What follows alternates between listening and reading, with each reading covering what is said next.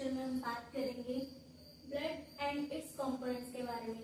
तो इससे जो पहले वीडियो थी उसमें पार्ट 1 था, उसमें हमने क्या पढ़ा था ब्लड के बारे में कि ब्लड की डेफिनेशन क्या है और उसका फंक्शन क्या है और हमने उसकी कंपोनेंट्स को जाना था। इस वीडियो में हम उसके ब्लड की कंपोनेंट्स के बारे में डिटेल में जानेंगे। तो जैसे कि हमने सबसे पहले बोला था कि जो ब्लड का फर्स्ट कंपोनेंट होता है वो होता है प्लाज्मा, जो कि 55% होता है। तो सबसे पहले हम बात करते हैं प्लाज्मा के बारे में। तो plasma is a liquid part of blood, यानी कि कैसा पार्ट है, लिक्विड पार्ट, यानी कि तरल भाग है ब्लड का, जो कि 55% ऑफ टोटल ब्लड वॉल्यूम, जो कि पूरे ब्लड वॉल्यूम का कितना पार्ट है, 55%। नेक्स्ट हम आते हैं, it is a pale yellow and straw coloured fluid, यानी कि किस कलर का ये हमारा प्लाज्मा होता है, पेल येलो, यानी कि light yellow and straw colour जैसे कि वो भूसा होता है उस कलर का।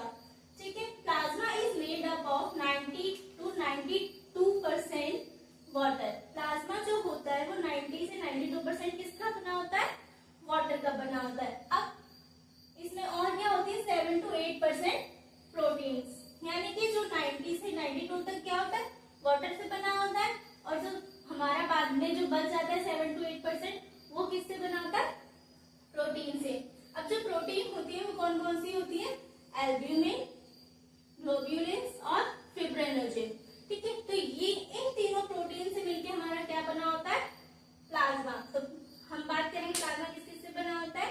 सबसे पहले आता है हमारा 90 to 92% वाटर और 7 to 8% प्रोटीन। अब प्रोटीन भी कौन से, एल्ब्यूमिन, ग्लोब्यूलिन्स एंड फिब्रिनोजेन। ठीक है, अब हम इस बात करेंगे इसके फंक्शन के बारे में। तो सबसे पहला इसका फंक्शन क्या होगा, भाई लिक्विड वो है, पार्ट है, तो इसका मेन फंक्शन क्या होगा, ट्रांसपोर्टेशन। तो सबसे पहले जो प्लाज्मा होता है वो किसका ट्रांसपोर्ट करता है, न्यूट्रिएंट्स का, जैसे कि ग्लूकोज और विटामिन। दूसरा है क्लोटिंग, दूसरा इसका फंक्शन क्या है, क्लोटिंग, क्योंकि contains fibrinogen and other clotting factors, क्योंकि इसमें जो फिब्रिनोजेन प्रोटीन पाई जाती है वो किसमें हेल्प करती है, ब्लड की क्लोटिंग में। ठीक है, नेक्स्ट आते हैं इम्यूनिटी। इम्यूनिटी क्या है, plasma carries antibodies, immunoglobulins and complements proteins that fight infection. जो प्लाज्मा होता है उसमें क्या होती है, एंटीबॉडीज होती है। एंटीबॉडीज मीन्स इम्यूनोग्लोबुलिन्स, एंटीबॉडीज को इम्यूनोग्लोबुलिन्स बोलते हैं, जो कि, और इसमें क्या होती है, प्रोटीन्स होती है, जो कि कोई भी इन्फेक्शन होता है हमारी बॉडी में उससे फाइट करने में हमारी हेल्प करती हैं। हम वीडियो में आगे बढ़ते हैं और बात करते हैं आरबीसी के बारे में। आरबीसी मीन्स यानी कि रेड ब्लड सेल्स, जिन्हें हम इरेथ्रोसाइट्स भी बोलते हैं, यानी कि आरबीसी को ही हम क्या बोलते हैं, इरेथ्रोसाइट्स। तो सबसे पहले इसकी वॉल्यूम के बारे में जानते हैं। तो it is a 45% of total blood volume. तो जो हमारा प्लाज्मा था वो 55 था और जो आरबीसी होगी वो हमारी 45% होती है किसकी, टोटल ब्लड वॉल्यूम की। ठीक है, it is a present in red colour due to presence of haemoglobin, because iron present in Hb react with O2। तो जो हमारी आरबीसी होती है वो रेड कलर की पाई जाती है, क्यों, किसकी वजह से, क्या रीजन है इसका, तो वो है हीमोग्लोबिन, यानी कि जो हीमोग्लोबिन में आयरन पाया जाता है वो किसके साथ रिएक्ट होता है, हमारा ऑक्सीजन के साथ। तो जो जब आयरन ऑक्सीजन के साथ रिएक्ट होता है तो वो कैसा कलर प्रोड्यूस करता है, रेड कलर। तो इसी की वजह से हमारी आरबीसी का कलर कैसा होता है, रेड कलर, और इसी ही की वजह से क्या होता है, ब्लड भी होता है रेड कलर का, क्योंकि इसमें आरबीसी पाई जाती है। तो ये आपको समझ में आ गया कि जो ब्लड का रेड कलर होता है वो किसकी वजह से होता है, प्रेजेंस ऑफ हीमोग्लोबिन, किसमें, आरबीसी में। ठीक है, अब हम बात करेंगे मोस्ट अबंडेंट। मोस्ट अबंडेंट का मतलब है कि सबसे ज्यादा पाई जाने वाली सेल्स किसमें, ब्लड में। तो वो कौन सी होती है, हमारी आरबीसी, यानी कि इरेथ्रोसाइट। तो सबसे पहले इसकी नॉर्मल रेंज क्या होती है, 4.5 मिलियन टू 6 मिलियन। ठीक है, तो हमारी बॉडी में एक नॉर्मल रेंज क्या है इसकी आरबीसी की, 4.5 मिलियन टू 6 मिलियन। मेन में अलग होती है, वुमेन में अलग होती है और चिल्ड्रंस में अलग होती है। वुमेन में थोड़ी थोड़ी कम होती है 4.5 मिलियन से 4 मिलियन से 5 मिलियन तक होती है। वो इसका रीजन मैंने फर्स्ट पार्ट में बताया है कि क्यों होती है। ठीक है, अब आते हैं हम इसके शेप के बारे में। तो इसकी जो शेप होती है वो कैसी होती है, बाइकॉन्केव डिस्क। किस शेप का, बाइकॉन्केव डिस्क। अगर जो इसका ये जो होता है ये टॉप व्यू है, यानी कि जब हम आरबीसी को ऊपर से देखेंगे तो वो इस तरीके से कुछ दिखाई देगी, मतलब बीच में थोड़ी सी क्या होती है, चपटी होती है, दबी हुई होती है। ठीक है, और ये वाला पार्ट थोड़ा सा उभरा हुआ होता है। तो जो इसका डायमीटर होता है वो कितना होता है, 7.5 माइक्रोमीटर। और जब हम इसको कट कर देंगे बीच में से, यहाँ से, तो इसकी शेप कुछ ऐसी होगी जिसे कहते हैं सेक्शनल व्यू, यानी कि इसका डायमीटर कितना है, 2.5 माइक्रोमीटर। ठीक है, यानी कि आरबीसी की शेप कैसी होती है, बाइकॉन्केव शेप का होता है। ठीक है, और ये इसका डायमीटर हो गया। अब हम बात करते हैं लाइफ स्पैन के बारे में, यानी कि जो आरबीसी की जो लाइफ स्पैन होता है, यानी कि उसका जीवन जो काल होता है वो यानी कितने डेज तक लिविंग रहती है, यानी कि रहती है, तो 120 डेज। ठीक है, तो इसका लाइफ स्पैन है वो कितना है, 120 डेज। अब आते हैं मेड इन। तो अब हम बात करते हैं कि आरबीसी बनती क्या है। तो आरबीसी हमारी कहाँ बनती है, बोन मैरो में। ठीक है, तो यानी कि आरबीसी कहाँ बनती है, बोन मैरो में। अब हम बात करेंगे इसके फंक्शन के बारे में। तो इसका पहला फंक्शन क्या है, transport oxygen from lungs to all body. यानी कि ये आरबीसी क्या होती है, ऑक्सीजन का ट्रांसपोर्टेशन करती है, कहाँ से, लंग्स से लेके पूरी बॉडी में, from lungs to all body. यानी कि लंग्स में जो जब रेस्पिरेशन होता है तो लंग्स से क्या लेती है, ऑक्सीजन, और उसको पूरी बॉडी में पहुंचाती है। दूसरा फंक्शन क्या है इसका, ट्रांसपोर्ट ऑफ CO2।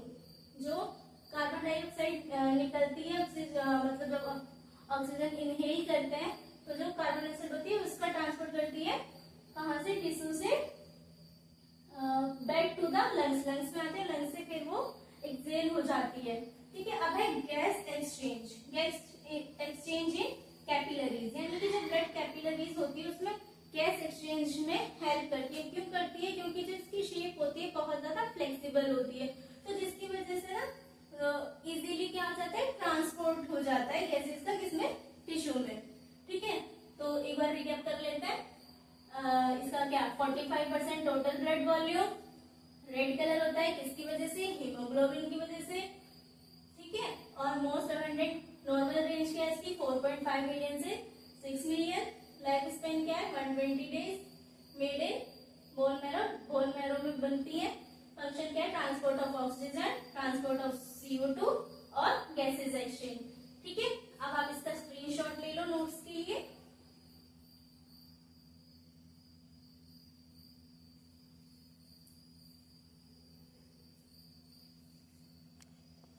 तो अब हम अपने टॉपिक में आगे बढ़ते हैं और बात करते हैं थर्ड कंपोनेंट के बारे में, दैट इज WBC, यानी कि व्हाइट ब्लड सेल्स, जिन्हें की और क्या बोलते हैं, ल्यूकोसाइट्स। ठीक है, तो WBC को हम क्या बोलते हैं, ल्यूकोसाइट्स। तो इसकी फॉर्मेशन को क्या बोलते हैं, ल्यूकोपोइसिस। ठीक है, यानी कि जो WBC की बनने की प्रक्रिया को, यानी कि इसके प्रोसेस को क्या बोलते हैं, ल्यूकोपोइसिस। और आरबीसी के फॉर्मेशन को क्या बोलते हैं, इरेथ्रोपोइसिस। ठीक है, इसका जो नॉर्मल काउंट होता है वो 5000 to 10,000। ठीक है, ये हमारी बॉडी में कितनी इसकी सेल्स पाई जाती है, 5000 से लेके 10,000 तक। अब हम बात करेंगे इसके फंक्शन के बारे में। तो इसका मेन फंक्शन वही है कि ये क्या बनाता है, एंटीबॉडीज बनाता है, जो हमारी किसमें हेल्प करती है, फाइट अगेंस्ट इन्फेक्शियस डिजीज। यानी कि कोई भी हमारी बॉडी में इन्फेक्शन होता है या कोई भी डिजीज होती है उसके अगेंस्ट क्या बनाती है, एंटीबॉडीज बनाती है। अब आते हैं इसके टाइप्स। तो जो फर्स्ट टाइप है इसका, ग्रेन्युलोसाइट्स। ग्रेन्युलोसाइट्स क्या होती है, these cells contain granules in their cytoplasm. जो यानी कि सेल होती है उसमें साइटोप्लाज्म होता है, तो इसमें क्या पाए जाते हैं, छोटे छोटे व्हाइट कलर के पार्टिकल्स पाए जाते हैं, जिन्हें क्या बोलते हैं, ग्रेन्यूल्स। ठीक है, तो जिन WBC में जाएंगे, यानी कि स्मॉल पार्टिकल पाए जाएंगे किसके, व्हाइट कलर के, वो क्या, उन सेल्स को क्या बोलेंगे, ग्रेन्युलोसाइट्स। यानी कि अब ये भी कितने टाइप्स की होती है, 3 टाइप्स की। पहला आता है neutrophils, eosinophils and then basophil. तो हम सबसे पहले बात करते हैं न्यूट्रोफिल के बारे में। तो न्यूट्रोफिल को ही हम क्या बोलते हैं, पॉलीमॉर्फोन्यूक्लियर। पॉलीमॉर्फोन्यूक्लियर क्यों कहते हैं, क्योंकि इसमें पॉलीमॉर्फोन्यूक्लियर इसलिए क्योंकि इसमें एक से ज्यादा न्यूक्लियर पाए जाते हैं, ठीक है। इसकी लोब्स कितनी होती है, 3 to 5 लोब्स होती है किसकी, और ये मोटाइल होते हैं। Work on acute inflammation. जो न्यूट्रोफिल होती है उनको हम पॉलीमॉर्फोन्यूक्लियर बोलते हैं, और इसकी लोब्स होती हैं 3 to 5 लोब्स, और ये मोटाइल सेल होती है, यानी कि इनमें मूवमेंट होता है। वर्क ऑन एक्यूट इन्फ्लामेशन, यानी कि हमारी बॉडी में जो भी एक्यूट इन्फ्लामेशन होता है उसके लिए वर्क करती है। इसका जो डायमीटर होता है इस सेल का कितना होता है, 12 to 15 माइक्रोमीटर, और ये टोटल हमारे WBC के काउंट में कितनी पाई जाती है, 65% तक। अब हम बात करते हैं इस्नोफिल के बारे में। इस्नोफिल बाइलोब्ड होता है। बाइलोब्ड का मतलब होता है इसमें न्यूक्लियस में 2 लोब पाई जाती हैं, ठीक है। और इसका जो साइज होता है 12 to 17 माइक्रोमीटर साइज, यानी कि इस्नोफिल का ये जैसे कि सेल है तो ये इसका डायमीटर, ठीक है, पूरा यहाँ से लेके यहाँ तक, तो इसका डायमीटर कितना होता है, 12 to 7 माइक्रोमीटर। और इसका कितना परसेंटेज पाया जाता है टोटल आरबीसी काउंट का, 2 to 4 ऑफ WBC। नेक्स्ट आते हैं, अगर इसका लेवल क्या होता है, इंक्रीज होता है, यानी कि इस्नोफिल का काउंट क्या हो, अगर इंक्रीज हो तो क्या होता है, पैरासाइटिक इन्फेक्शन होता है। यानी कि अगर हम कोई भी ब्लड टेस्ट किया, हमने सीबीसी किया, उसमें इस्नोफिल का काउंट क्या आ रहा है, इंक्रीज आ रहा है, तो उससे हमें पता लगेगा कि उसको क्या है, पेशेंट को कोई भी पैरासाइटिक इन्फेक्शन हुआ है। और इसका जो लाइफ स्पैन होता है वो कितना होता है, 8 आवर्स ना ब्लड सर्कुलेशन। आरबीसी का क्या था, 120 डेज, और इस्नोफिल का क्या है, यानी कि इस्नोफिल तो उसका टाइप है, लेकिन इसका लाइफ स्पैन क्या है, 8 hours in a blood circulation. अब आती है बेसोफिल। बेसोफिल क्या होती है, ऑफ्टर 2 लोब्स। इसके भी कितने होते हैं, 2 लोब्स होते हैं न्यूक्लियस के, पर इसका साइज क्या होता है, 12 to 17, और इसकी भी कितनी लोब्स होती है, 2 लोब्स होती है, और सेम डायमीटर होता है, बस इसमें क्या होगा, in diameter 0 to 5 to 1% of blood volume. पूरे का कितना पाया जाता है, 0.5 to 1 वॉल्यूम, ठीक है। Release histamine and heparin play major role in allergic reaction. जो बेसोफिल होती है ये क्या रिलीज करती है, हिस्टामिन और हिपेरिन। हिपेरिन और हिस्टामिन की वजह से क्या होता है, हमारी बॉडी में कोई भी एलर्जिक रिएक्शन होती है, ठीक है, ईचिंग हो गया, फीवर हो गया, ये सारी चीज हो गई। तो अगर ज्यादा अमाउंट में हिस्टामिन रिलीज होगा तो हमारी बॉडी में क्या होगा, एलर्जिक रिएक्शन होगी, ठीक है। इसका आप स्क्रीनशॉट ले लो नोट्स के लिए।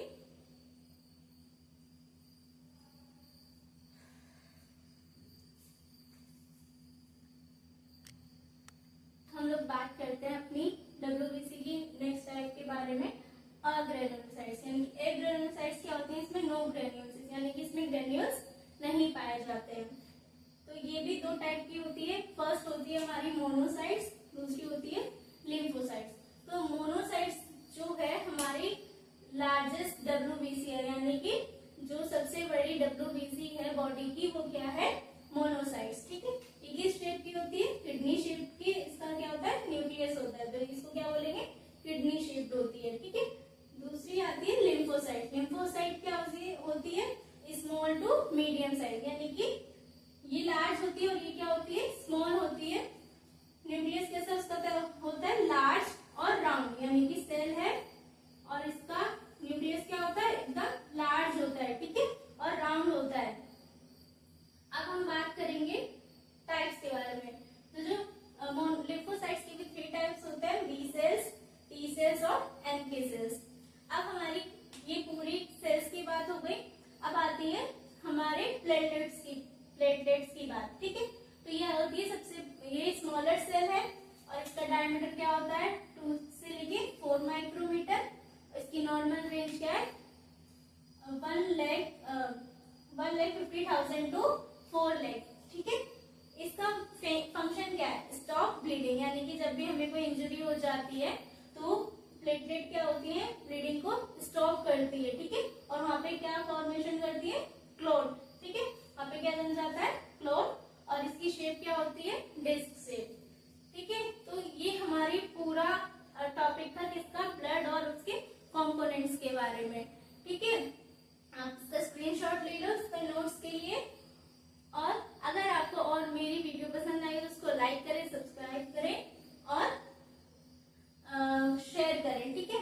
और ऐसी और वीडियोस के लिए मेरे को कमेंट करें कि आपको कौन सा टॉपिक पढ़ना है, तो मैं उसी टॉपिक पे वीडियो बनाऊंगी और आप लोगों के साथ शेयर करूंगी।